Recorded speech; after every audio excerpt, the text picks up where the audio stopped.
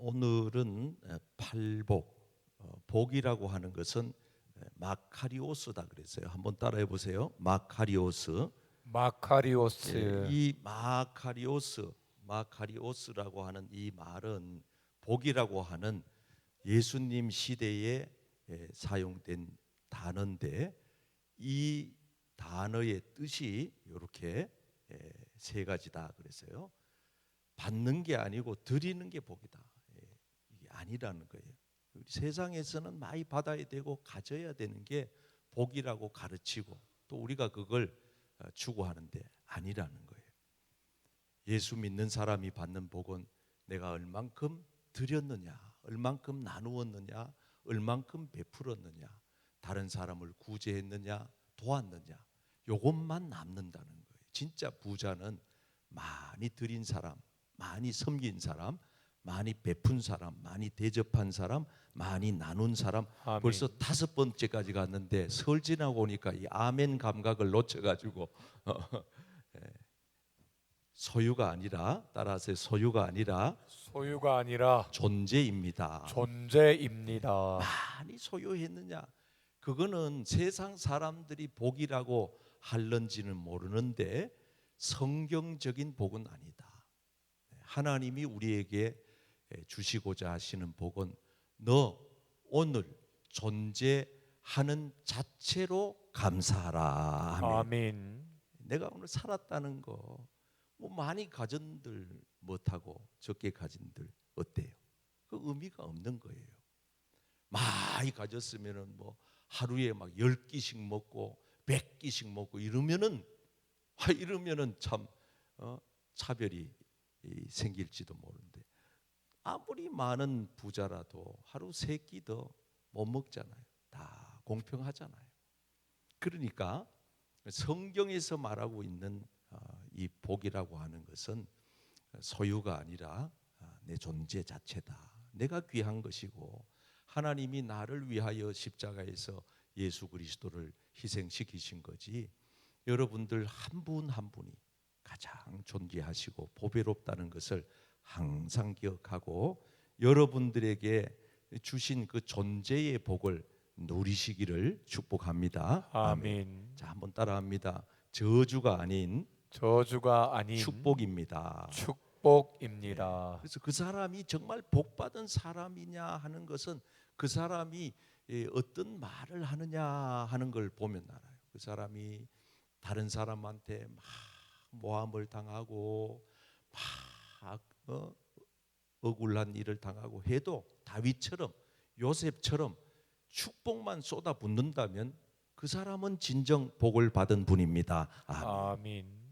그러나 그저 한 번 받은 거 10배로 돌려주고 막 이렇게 안갚음하고 남을 막 난도질하고 비판하고 아주 뭐 신랄하게 정죄하고 이렇게 하는 사람들은, 그거는 그 사람이 어떤 위치에 있든지 관계없이 그건 정말 복받은 인생이 아니에요.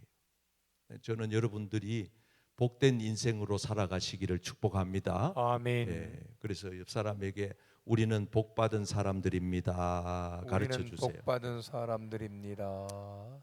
그래서 우리가 이제 다다음 주까지 2월 마지막 28일 수요일까지 하고 마무리를 지어드리고 3월부터 이제 또 본격적으로 교리대학의 과정을 이제 박차를 가할 텐데, 여러분 우리가 이 특강 시간에 주어진 이 8개의 복은 다 하나님께서 그 복의 그릇을 어디에다가 담고 계신가 하면 마음에다가 담고 있어요. 마음.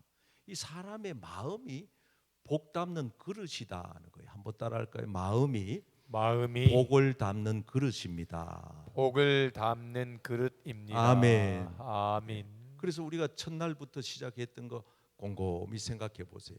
심령이 가난하다. 이 마음이 가난한 사람, 마음이 하나님을 향하여 있고 하나님의 도우심을 받지 않으면 안 된다는 이런 절박한 사람들이 천국의 복을 받게 되는 것입니다. 아멘.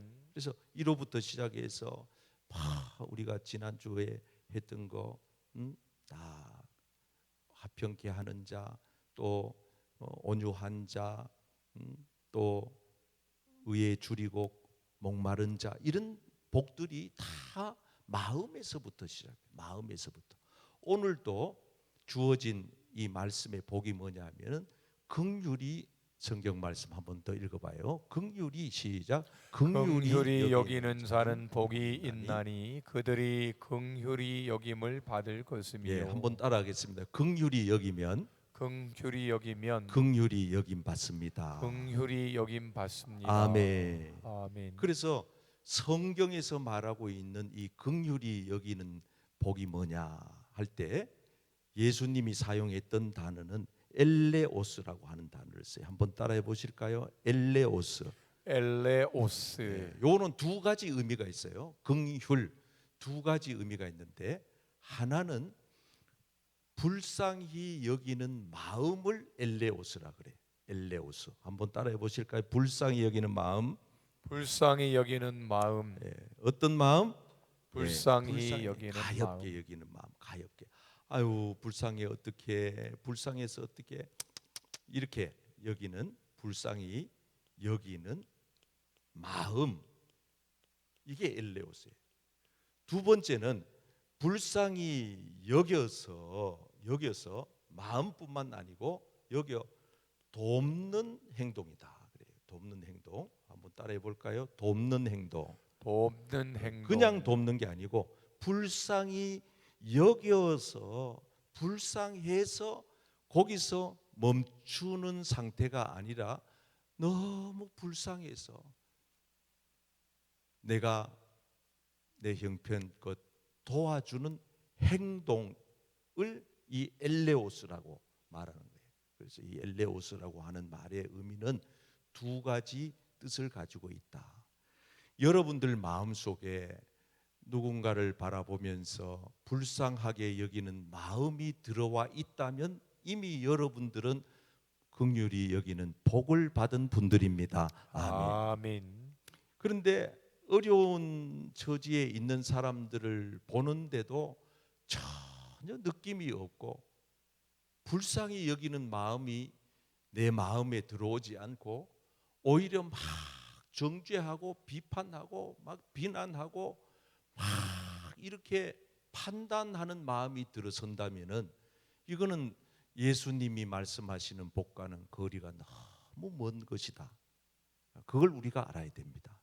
그래서 예수님께서 이 땅에 오셔서 우리에게 몸소 행하셨던 내용이 바로 불쌍히 여기는 마음이셨어요. 불쌍히 여기는 마음. 맨 먼저 예수님이 오셔서 내가 이 땅에 온 목적에 대해서 말씀하신 곳이 있어요. 마태복음 9장 35절인데 한번 보시면은, 첫째, 내가 온 목적, 가르치기 위하여서, 티칭이에요. 회당에서 예수님께서는 이거를 가르치는 거예요. 복음을, 말씀을, 율법을 가르치기 위해서 내가 왔다는 거예요. 안 배우고는 알 길이 없지요. 여러분들이 이제 수요일 날 일에 나오셔서 교리대학을 통해서 이래 배워보면은 그렇구나 하고 이제 고개가 끄덕여지고 깨달아지니까 그 다음부터는 이제 내가 그것을 실천을 하면 되잖아요. 예수님께서 오신 첫 번째 목적은 가르치기 위함이다. 두 번째는 복음을 전파하기 위해서다. 프리칭이라는 거예요. 복음을 널리 전파하기 위해서. 그래서 예수님은 정말 피곤할 정도로 아침부터 저녁 늦은 시간까지 온 동네를 다니면서 복음을 전하시고, 그리고 마지막 세 번째는 모든 병과 약한 것을 고치시니라. 힐링이라는 거예요. 예수님이 오신 삼중 사역이에요. 한번 따라하겠습니다. 가르치고 전파하고 고치시니라. 이게 예수님의 삼중 사역이에요. 삼중 사역인데 이 삼중 사역을 이루시는, 행하시는 예수님의 마음가짐을 보자 이 말이에요. 마음가짐을 어떻게 예수님은 가르치셨느냐, 어떻게 예수님은 복음을 전하셨느냐, 어떤 마음으로 예수님은 병자들을 고치셨느냐 하는 것입니다. 그 마음을 우리가 배우자는 거예요. 36절 말씀 큰 소리로 읽겠습니다. 시작. 무리를 보시고 불쌍히 여기시니 이는 그들이 목자 없는 양과 같이 고생하며 기진함이라. 자, 이제 저를 보십시오. 한번 따라하겠습니다. 무리를 보시고 무리를 보시고 불쌍히 여기시니. 불쌍히 여기시니. 요때 사용하고 있는 단어가 원어 성경을 들춰보면은 엘레오스 하시니 이렇게 써져 있어요. 예수님께서 그냥 가르친 게 아니에요. 선생님이 학교에서 그냥 칠판에다가 글 써가면서 아이들에게 가르치는 것과 정말 아이들을 내 자식처럼 사랑하고 아끼는 마음으로 가르치는 것은 하늘과 땅 차이예요. 이걸 우리는 사도라고 합니다. 선생님의 돌이라고 하는 것이지요. 이게 땅바닥에 떨어지면 뭐만 남느냐? 앙상한 나뭇가지만 남는 거예요. 너는 선생, 나는 돈 주고 배우는 학생.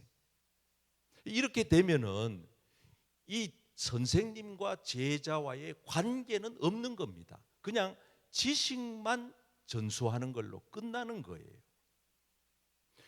이게 사회 전반에 걸쳐서 나타나는 요즘 시대의 안타까운 현실이지요.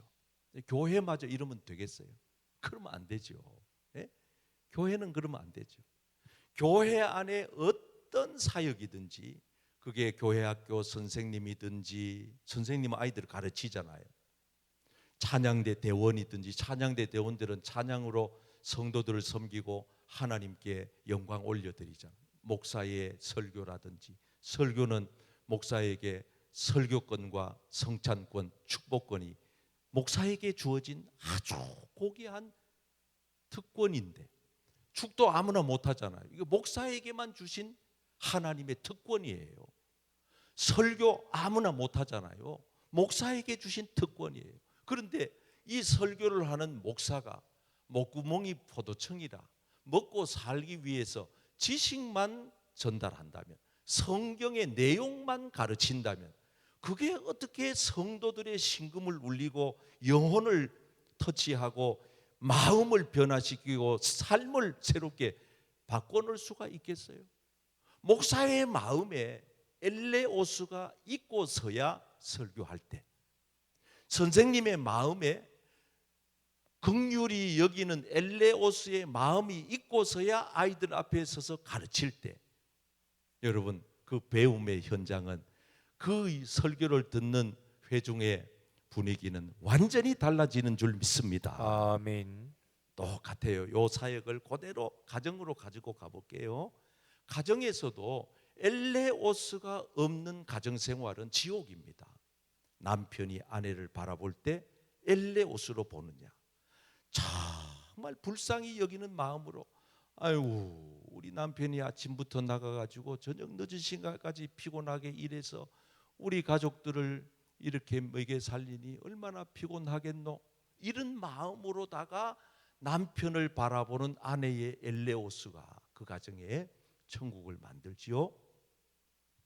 만약에 부인이 이런 엘레오스가 없이 남편 보고, 당신은 도대체 옆집에 아무개 아빠는 연봉이 얼마고 자산이 얼만데 당신은 이 쥐꼬리만한 월급으로 어찌 우리가 내 식구가 살라고 그러느냐 그러고 막 바가지를 팍팍 긁어대면은 금방 그 집안의 분위기는 지옥이 되고 마는 겁니다.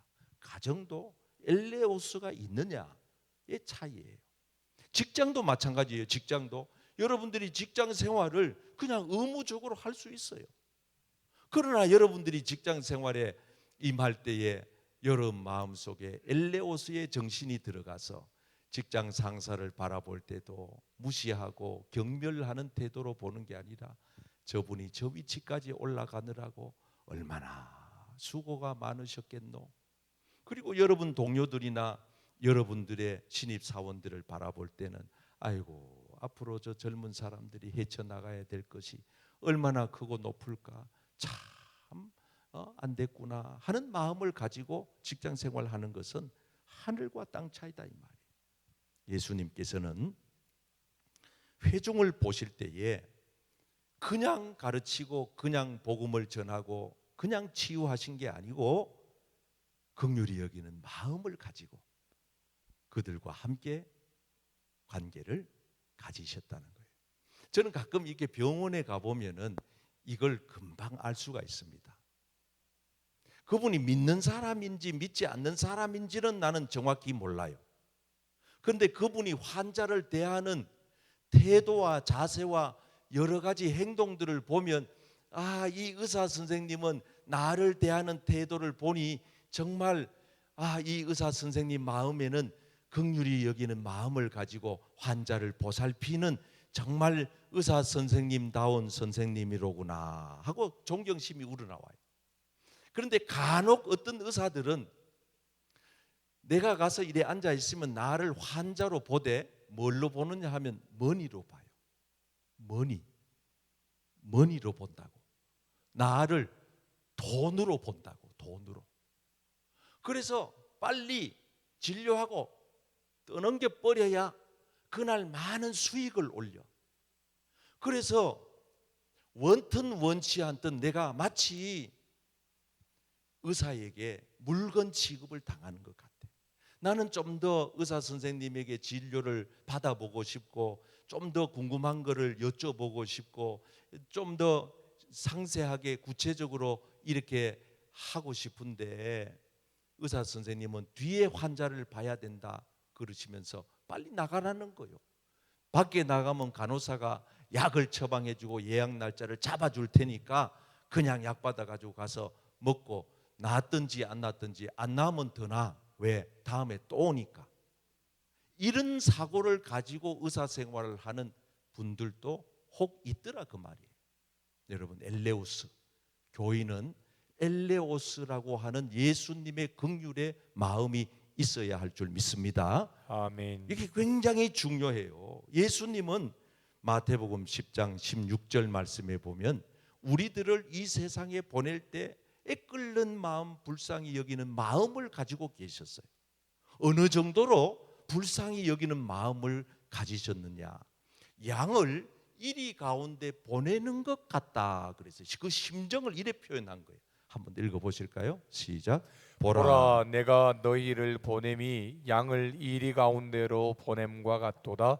그러므로 너희는 뱀같이 지혜롭고 비둘기같이 순결하라. 네, 여러분 정말 예수님 너무 좋으시죠. 저와 여러분들을 얼마나 예수님이 아끼고 사랑하시는지.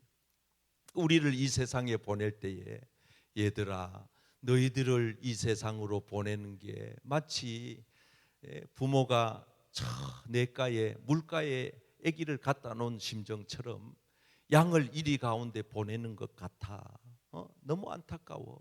그러니까 너희들이 이 이리때가 득실거리는 이 세상에서 제대로 살려거든 뱀 같은 지혜가 있어야 하느니라. 비둘기 같은 순결함이 있어야 된다. 아멘. 뱀은 다 나쁜 게 아니에요.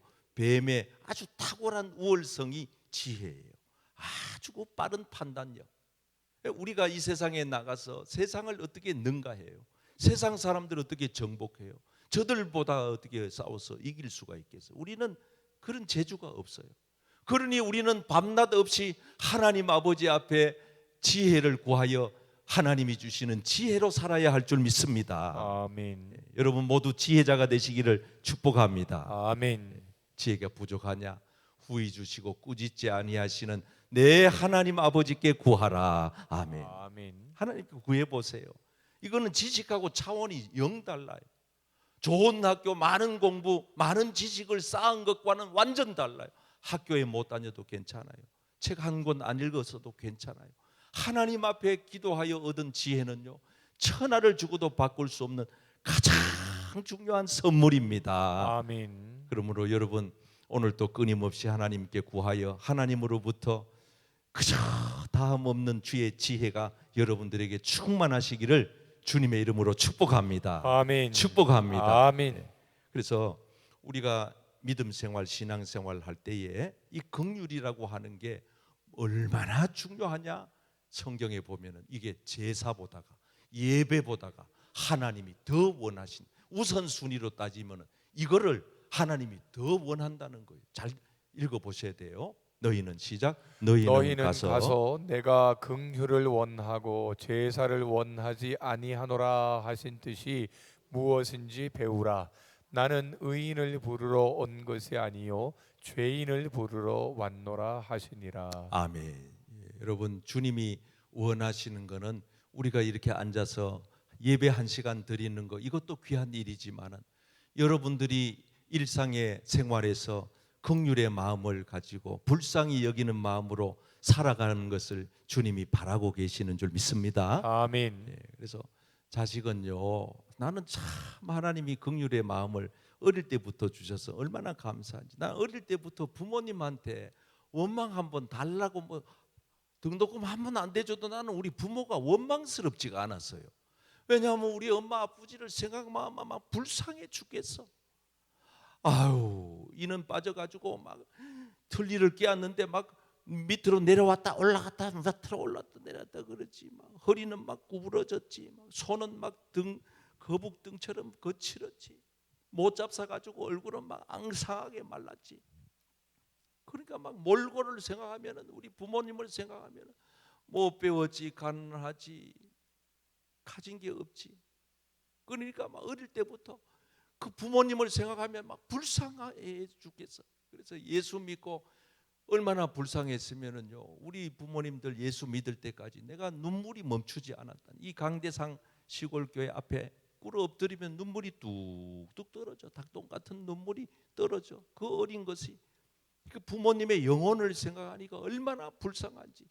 육신도 이 땅에 살다가 불쌍하게 살다가 죽어서 지옥까지 가면 얼마나 불쌍해요. 그러니까 막 눈물이 뚝뚝 떨어지는데, 여러분 하나님은 우리가 흘리는 눈물 한 방울조차도 잊어먹지 않으시고 반드시 기억하시는 줄 믿습니다. 아멘. 하나님은요 그거요 놓치지 않고 다 담으셨더라고. 주님의 눈물병에 그 눈물을 한 방울 한 방울 다 담으셔서 그 눈물병에 눈물이 차니까 채워지니까 하나님께서 응답을 해주셨습니다. 아멘. 아멘. 내 방법으로 하는 게 아니에요. 하나님이 그렇게 하시는 거예요. 여기 있는 우리 부모님들 가운데 자식들을 바라볼 때 이런 마음이 있어야 돼요. 이번 명절 때도 몹시 속상하고 화가 나고 괘씸하고 막 이런 부모님들이 있을 수 있어요. 내가 지를 어떻게 키웠는데 지가 그럴 수 있어. 그리고 또 막 며느리를 막 욕하는 시어머니도 있어요. 지가 말이야 어떻게 내가 시집 올 때 해줬는데. 그러면은 금방 여러분 마음이 지옥이 되는 거예요. 지옥이. 며느리가 이번 명절 때 못 왔거든. 무슨 그런 사연이 있겠거니 하고, 아이고 그래 니네들만 잘 살면 된다. 둘이 안 헤어지고 너들만 잘 살면 돼. 전화도 안 해도 괜찮아. 용돈 안 보내도 괜찮아. 이거 안 괜찮은 사람 며칠 있네 보니까 얼굴 표정이. 그러면 안 돼. 그러면 여러분만 손내요. 괜찮아. 그저 너희들만 잘 살면 돼. 그리고 부모님은요 언제나 마음에 자식들을 바라볼 때에 예수님이 우리를 바라보시면서 하셨던 것처럼 불쌍히 여기는 마음을 가지시기를 축복합니다. 아멘. 그리고 이 마음을 가지고 이제는 적극적으로 행동으로 옮겨야 합니다. 옮겨야 돼요. 예수님이 말씀하셨잖아요. 어떤 사람이 예루살렘에서 여리고로 내려가다가 강도를 만났어요. 강도가 옷을 다 벗기고 있는 물건 다 뺏어가지고 때려서 거의 죽었어요. 이거는 죽은 줄로 알고 버리고 갔어요. 그런데 제사장도 레위인도 지나가는 수많은 사람들이 못 본 채 했는데 사마리아 사람 하나는 엘레오스의 마음이 있었어. 그를 보고 따라합시다. 그를 보고 불쌍히 여겨. 여러분 세상을 바라볼 때 이 불쌍히 여기는 마음이 여러분들에게 있기를 바랍니다. 아멘. 그럼 여기서만 머물면 안 돼. 두 번째 단계가 뭐냐? 34절 다 같이 시작. 가까이 가서 기름과 포도주를 그 상처에 붓고 싸매고 자기 짐승에 태워 주막으로 데리고 가서 돌보아 주니라. 자, 데리고 가지요. 돌보아 주지요. 이 불쌍히 여기는 마음만 갖고서는 요거는 50점이에요. 100점짜리가 되려면은 요 사마리아 사람처럼 불쌍히 여기는 마음이 들어오니까 그럼 내가 어떻게 해야 되지? 구체적으로 그 불쌍히 여기는 마음을 행동으로 실천한 거예요. 옮긴 거예요. 그래서 아유 죽어가겠네, 이거 큰일 났네. 그리고 거기다가 상처에다가 치료제를 붓고 병원으로 옮겨가지고 빨리 그 사람을 살리는 데까지 돌보아 주는 거. 이게 중요한 엘레오스의 정신이에요. 그래서 저와 여러분들이 우리 마음속에 불쌍히 여기는 마음을 가지시고 내 마음에 불쌍히 여기는 마음이 들어왔다면은 그 마음대로 실천하면서 여러분들이 열매를 맺기를 바랍니다. 아멘. 옆 사람에게 실천하며 살겠습니다. 실천하며 살겠습니다. 다니엘 휘틀이라고 하는 아주 유명한 부흥사 목사님이 계셨어요. 원래부터 목사님 되려고 한 분은 아니에요. 미국에 남과 북이 전쟁이 터졌을 때 이분이 이제 그 전쟁에 참전했다가 오른쪽 팔을 이제 하나 잃게 됐어요. 그래서 이제 팔이 없는 이제 그 불구가 된 거죠. 그래가지고 이제 전역을 해야 되는데 어느 날 전역하기 전에 군대에서 어떤 사람이 총상을 당해가지고 이제 이 사람은 도저히 살 수가 없는 사람이 되어서 막 숨을 헐떡거리면서 이 팔 한쪽을 잃은 휘틀이라고 하는 동료 군인에게 날 위해서 좀 기도 좀 해달라고 부탁을 했대요. 그래가지고 이 휘틀이 아이고 팔 한쪽 없는 게 뭘 기도는 뭘 그러고 있었는데 마음속에 아니지, 지금 저 사람은 죽어가고 있는데 죽어가는 사람 소원도 내가 못 들어주나. 그래가지고 가서 그 사람 품에 안고 죽어가는 사람을 위해서 기도를 했답니다. 그러니까 이 사람이 총에 맞아가 죽어가는 이 군인이 평온한 얼굴로 하나님 품으로 가는 것을 느꼈더래요. 이 사람이 휘틀이. 그래서 이 사람이 전역을 해가지고는 내가 팔이 하나가 없지만은 하나님께서 나에게 이 팔 한쪽이 없는데도 불구하고 하나님의 일을 하나님이 필요한 곳에 나를 사용하시려고 하시나 보다 하고 다시 신학교에 들어가가지고 이분이 목사님이 되셨는데 아주 훌륭한 미국의 당시에 부흥사가 된 거예요. 그래서 가는 데마다 성령의 큰 역사가 일어나는 거예요.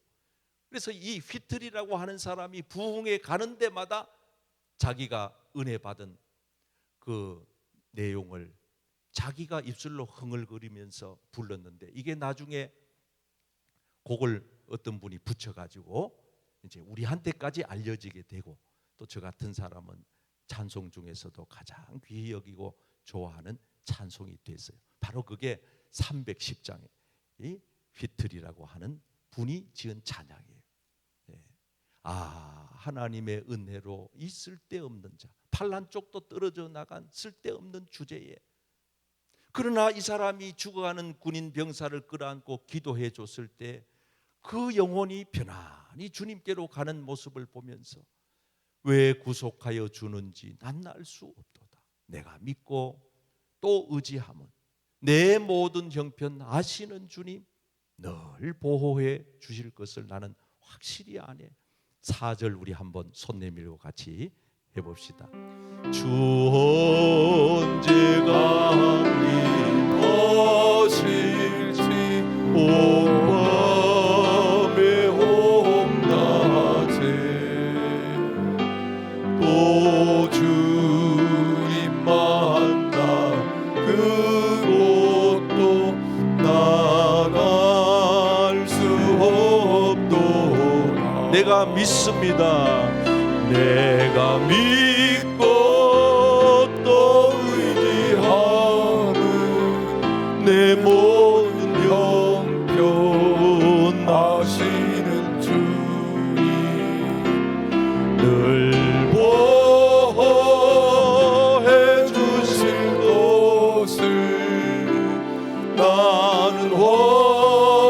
내가 믿고 의지합니다.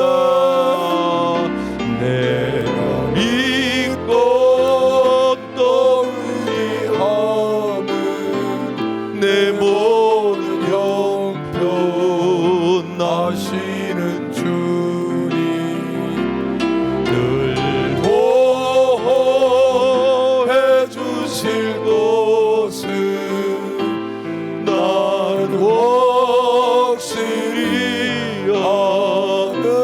나를 구속하신 주님 감사합니다. 할렐루야, 할렐루야. 예. 아멘.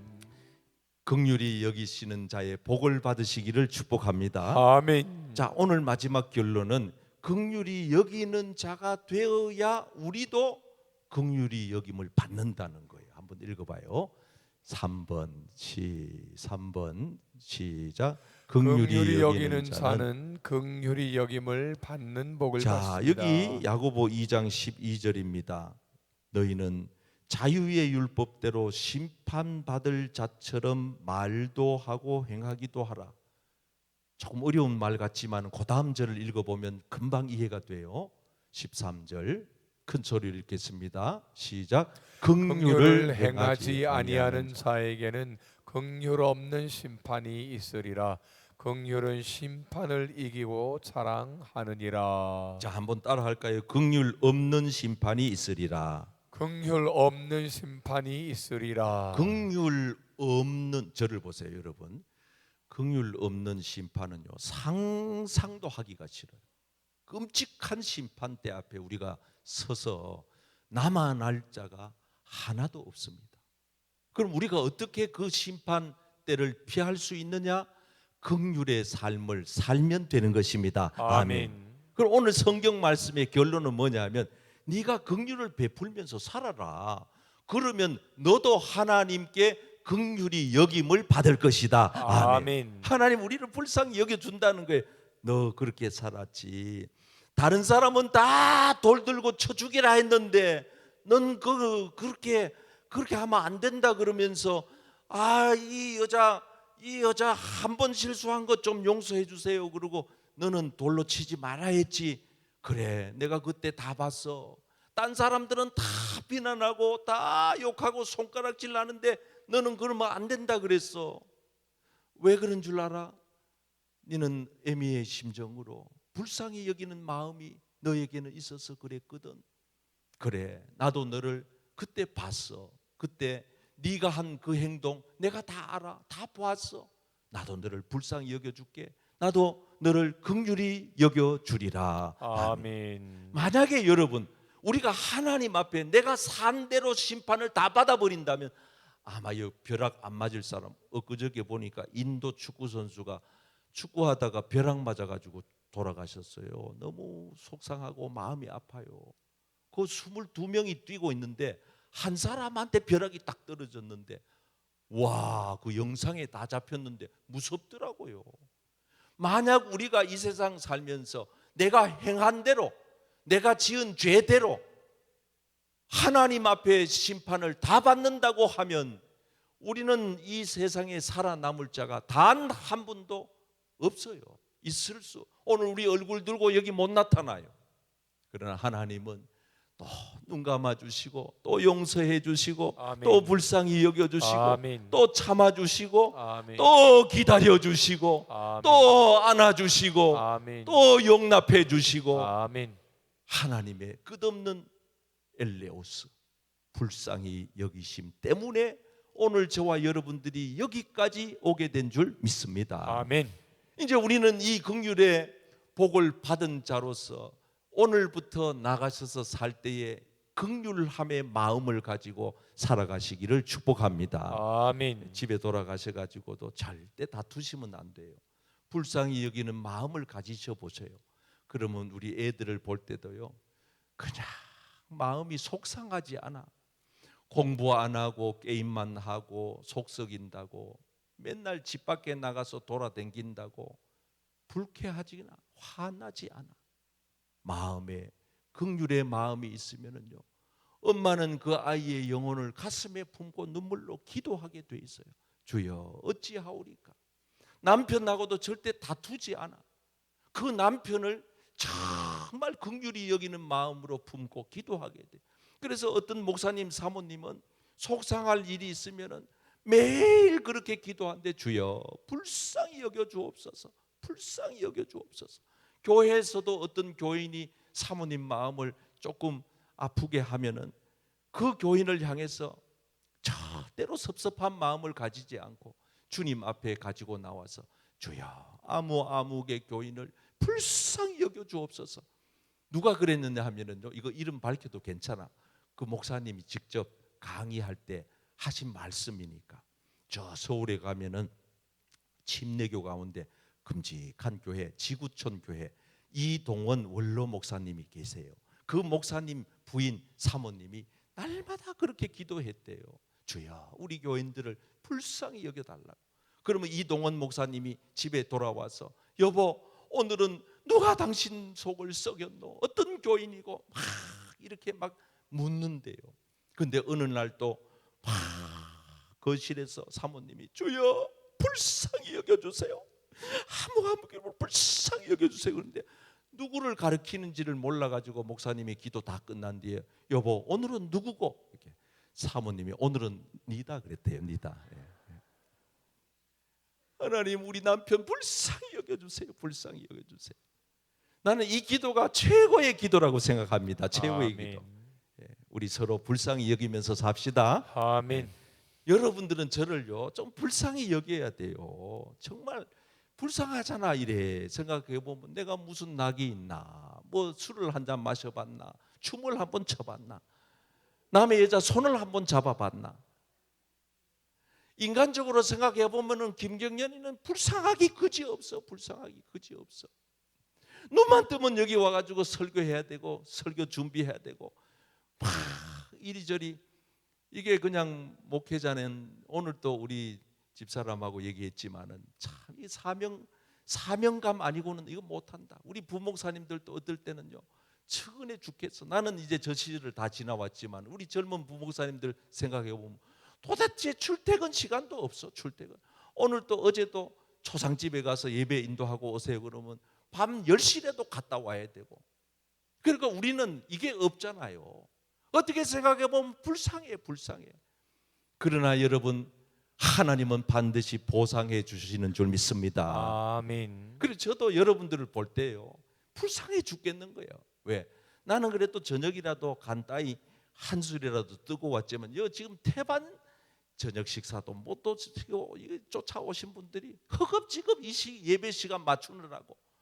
아니 그래 안 해도 괜찮을 텐데 성령께서 그래 만드니 어떡합니까? 그러니까 막 허겁지겁 막 그렇게 그냥 허기진 배를 안고 나와서 이 예배 자리 지키고 이 자리를 사모하니 목사의 입장에서 생각하면 고맙기도 하지만 또 불쌍한 마음도 있다 이 말이에요. 그래서 저와 여러분들이 주님 오시는 그날까지 서로 불쌍히 여기는 마음으로 그렇게 살아갈 수 있게 되기를 축복합니다.